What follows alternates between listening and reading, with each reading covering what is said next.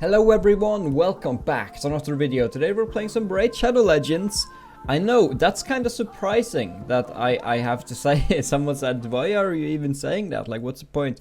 Also, I never notice the background there. I wonder what's behind that wall on outside. It looks like it's just grey. Anyway, today I figured I should do somewhat of a guide video. I suppose that it's kind of a guide video, which I don't really do a lot, so bear with me. But there has been a lot of people asking me whenever I do the spider how I do it, what stats do I need, and they're pretty much asking how to do the spider. But before we do get to how do you beat the spider 20, because obviously this is very important for spider 20, but how do you even get to spider 20? With getting to spider 20 you should be able to cheese it. So I will edit in like a video here, and well, I will edit in like an image of a video which you can look to how they explain how you can cheese. So yeah, go check them out. I will link that video in the description. As you can see, it's usually quite a lot of fun with the Paragon strategy. But yeah, so now let's get into the spider 20, but I figured I should at least share a video which you should see first, how to get to spider 20 before you can do this. So there is a lot of methods of doing this. Obviously, if you've played the game a bit and have gotten Fane, that's very good. Do not ascend her beyond 2 stars. I have not ascended mine at all. Because then it will get broken. So this is my current setup. I will show it, then I will show the stats. But these champions are not necessary. These champions are not necessary in order to do it. But I'll just show you how mine works, and then we'll look more closely to there. But what the poison is doing with Battle Khazar, it makes my champions do more damage when the boss is under poison. And that's how you essentially do that. Man, I crit damage skinwalkers. But yeah, how do you even do this, right? So let us make this a little bit weaker. Let's make the team a little bit weaker. Or let's make it so that you don't need Fane. You don't need Fane at all, right?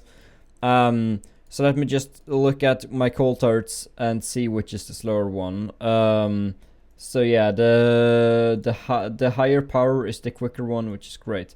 So I will show you kind of a team where you don't need Fane, because a lot of people probably do not have Fane. And if you have Fane, you've probably made a mistake. I have, and ascended her. So let's take out Fane. Let's remove all of these guys. You don't even need him. Then we can choose, let's see here. A couple of cold hearts is always fun. Ghostborn, if you have them, but you don't even need Ghostborn. You just need someone, not a blue champion, to do the decreased defense. So, well, I mean not a red champion. So, as an example, if you have Tyrell, he has the decreased enemy defense, which will work. You don't need the weaken. The weaken just makes you nuke quicker, but it's not necessary. So you just need an enemy that does, or you need an ally that does decrease enemy defense. A defense attack, it doesn't matter as long as the defense is decreased. Obviously defense weaken is the ultimate goal there, but yeah, you just need any champion which does this. So let's and it must not be weak affinity unless it doesn't hit at all. Like if the champion does not hit, then weak affinity doesn't even matter. But now we have this, right? So yeah, you need at least 2 royal guards, and you need at least 2 cold hearts, or 3 royal guards, 1 cold heart. But if you have only 1 cold heart, you do need her with at least 200 and some odd accuracy. Plus, you also need her to have over 200 speed. And I will show you why this happens. So yeah, now that we have our team, Tyrell works fine. Any decreased defense person works fine as long as it's 100% decreased defense chance. Then let's say we start the battle. I'll take off auto for a moment here to show you guys. I hope that Tyrell is quicker than the rest because I didn't read into it. It's fine. So here, typically on auto, she would do Art of Pain. So we'll act as if it's on auto. Okay, so Royal Guards is slower, but it doesn't even matter. So yeah, we'll act as if it's on auto. So now we will do decrease defense. And as you can see, now the spider has decreased defense. Now we will do takedown, which should be fully leveled up, by the way, just saying. Then we will continuously do yet another takedown, which is 1.4 million damage. Now we will be doing a Heartseeker. And now the spider doesn't have any turn meter anymore, then we'll do another Heartseeker. And typically, if you have the stats, currently, I do not have, yeah, it's fine, the spider should die. Harmstring, there we go. Anyway, yeah, so this is somewhat what you can do. It does the job. So if you have some stronger stats, you don't need to do that final stuff. The final Heartseeker should do the damage that you require.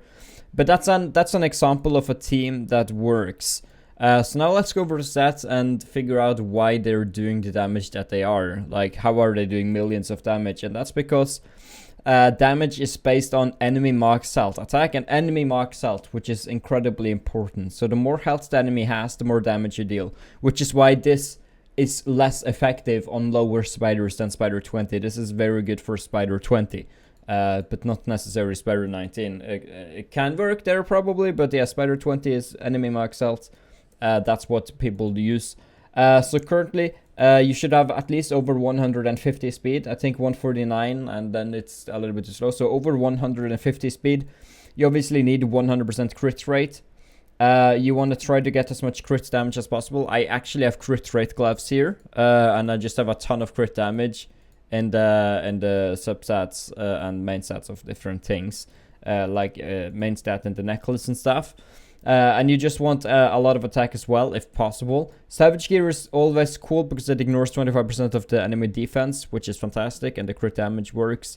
Having things like offense doesn't do anything. It does increase your attack, but the main like Savage is better, honestly there. But I suppose offense works too, but Savage if you can.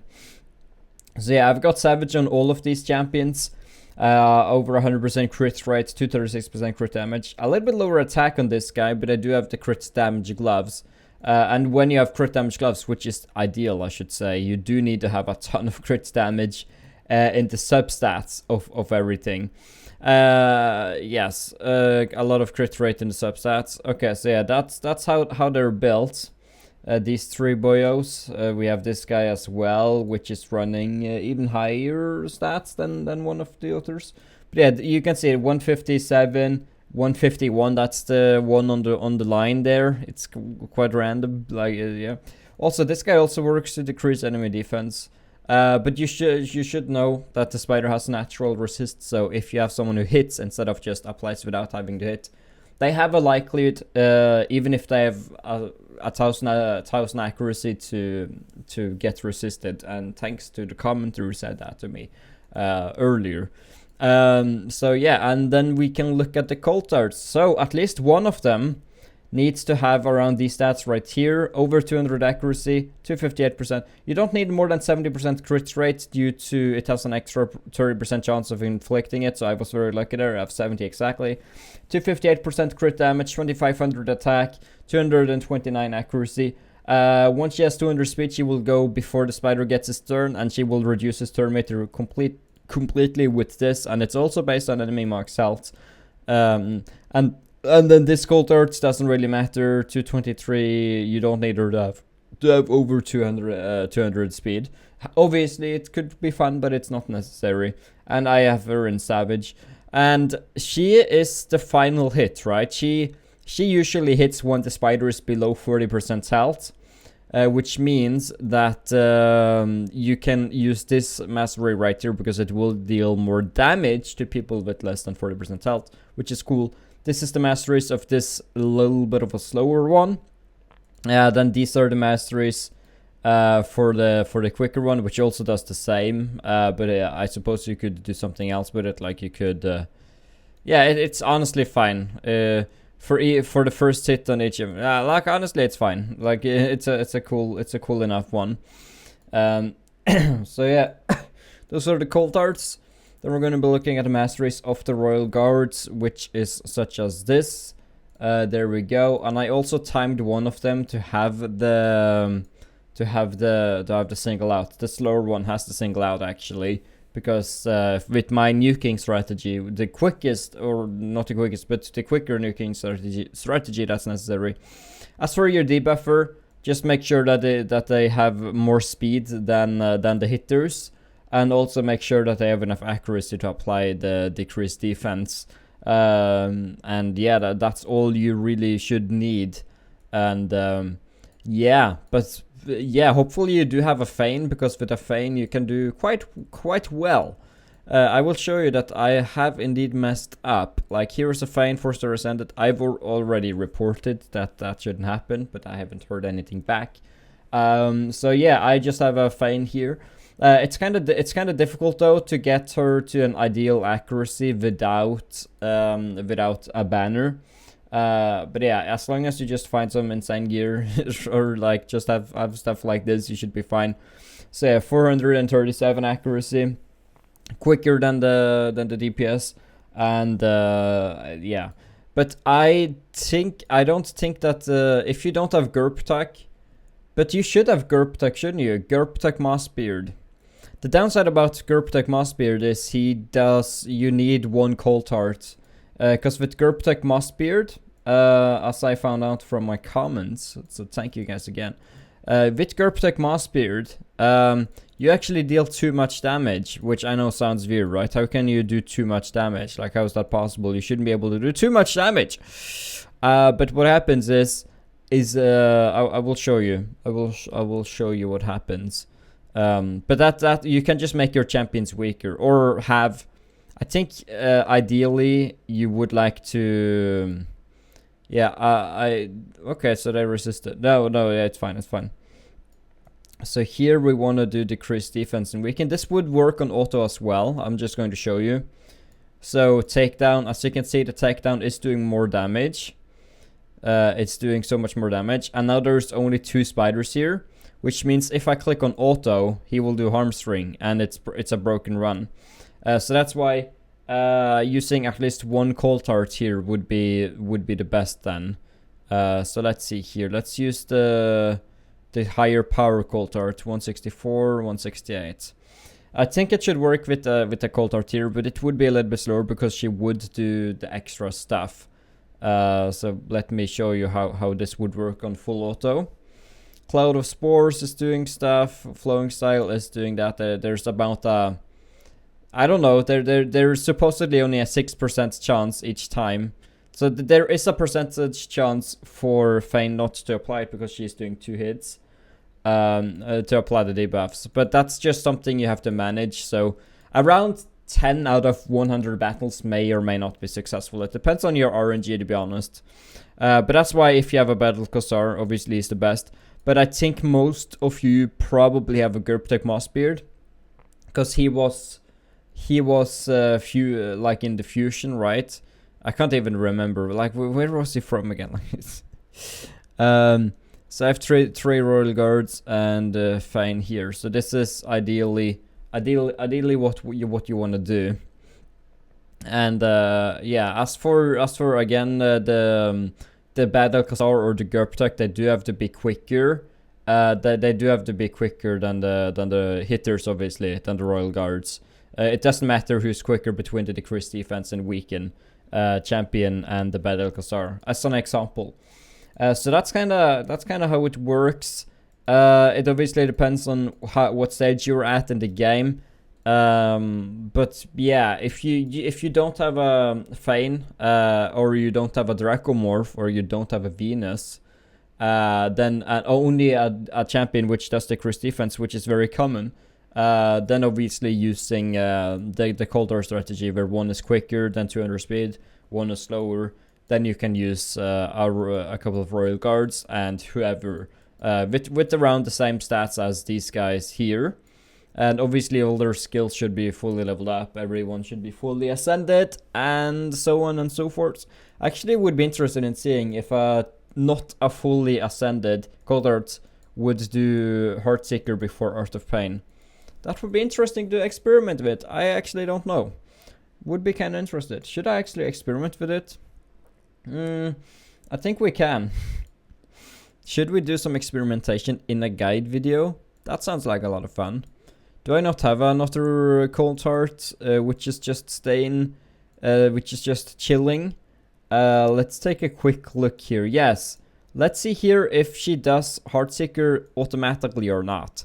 I'll have to gear her real quickly. Yeah, this wasn't a part of the experiment, but maybe if this proves itself, maybe you do not even want to ascend her fully. So let's just add a lot of speed stuff for her.